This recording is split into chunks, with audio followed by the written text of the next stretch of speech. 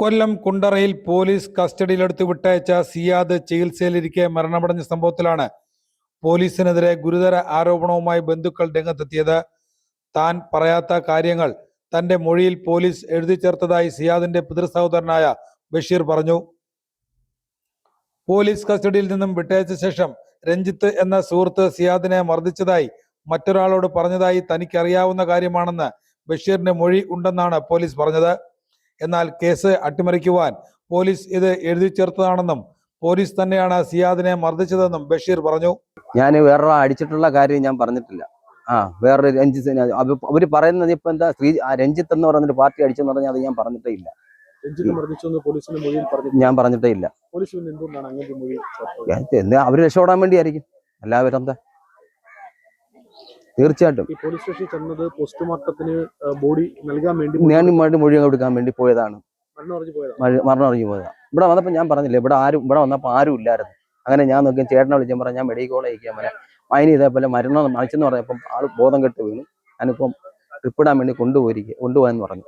മക്കളൊരു കാര്യം ചെയ്യാം, അവിടെ നിന്ന് ബാക്കിയുള്ള കാര്യങ്ങൾ ചെയ്യാൻ പറഞ്ഞു. അങ്ങനെ ഞാൻ നേരെ ഇവിടുന്ന് പഞ്ചായത്ത് മെമ്പറേയും വിളിച്ച് ശിവാബ് എന്ന് പറഞ്ഞ കാര്യം വിളിച്ച് നേരെ കുണ്ട്ര പോലീസ് സ്റ്റേഷനിൽ ചെന്നു. എനിക്ക് ഞാൻ പറഞ്ഞ സാബറ സിയാന്റെ കൊച്ചാപ്പ ഞാൻ മരണം അറിഞ്ഞ് വന്നതാ, ഇവിടെ മൊഴി എടുക്കാൻ വേണ്ടി വന്നതാ.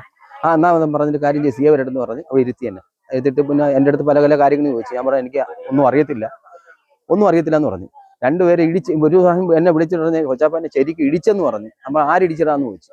ആരിടിച്ചെന്ന് ഞാൻ പറഞ്ഞു അതൊന്നും എൻ്റെ അടുത്ത് പറയാം, പിന്നെ പറയാന്ന് പറഞ്ഞു. അപ്പോൾ പോലീസുകാരാ ഇടിച്ചിരിക്കുന്നവന്, ശരിക്കും ഇടിച്ചിരുന്നു. അപ്പൊ എനിക്ക് പേടിയായിരുന്നു. പിന്നെ എല്ലാം എഴുതിച്ചിട്ട് എന്നെ കൊണ്ട് ഒപ്പിടിപ്പിച്ചു. എത്രയേ ഉള്ളൂ. തീർച്ചയായിട്ടും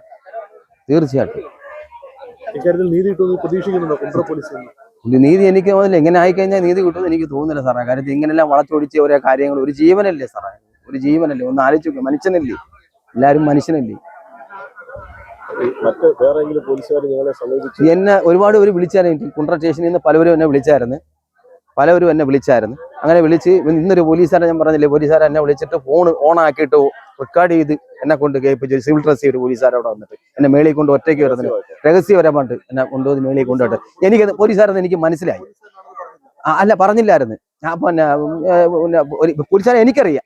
ഞാൻ പുള്ളിയായിട്ട് സംസാരിച്ച് എന്നെ അവിടെ വെച്ച് പുള്ളി എന്നെ കൊണ്ട് മാറ്റി സംസാരിച്ചു. പക്ഷെ അതങ്ങനെ നേരിട്ട് പോലീസുകാരെന്നാലും ഈ ഫോൺ ഓൺ ആക്കിയിട്ട് ഇങ്ങനെ കാണിക്കേണ്ട കാര്യം വല്ലതും ഉണ്ടോ? ഇങ്ങനെ റെക്കോർഡ് ചെയ്യാൻ പോയി ചെയ്ത് അത് ഞാൻ കണ്ടായിരുന്നു. ചോദിച്ചത് ഈ കാര്യങ്ങൾ ചോദിച്ചു. നിങ്ങൾ അന്ന് മൊഴി കൊടുത്തത് ഞാൻ പറഞ്ഞു സാറേ ഞാൻ മൊഴി കൊടുത്തിട്ടില്ല. മൊഴി കൊടുത്തെങ്കിൽ ഞാൻ സാറിൻ്റെ അടുത്ത് ഞാൻ പറഞ്ഞിട്ടുണ്ട്. ഞാൻ പിന്നെ ബാക്കിയുള്ള കാര്യങ്ങൾ എനിക്ക് അറിയത്തില്ല. മരണം അറിഞ്ഞ് ഞാൻ വന്ന് അവിടെ മൊഴി കൊടുത്തേ ഉള്ളൂ. ഇല്ല, എന്നെ രണ്ടുമൂന്ന് വിളിച്ചു. ഞാൻ പിന്നെ ഫോൺ എടുത്തില്ല.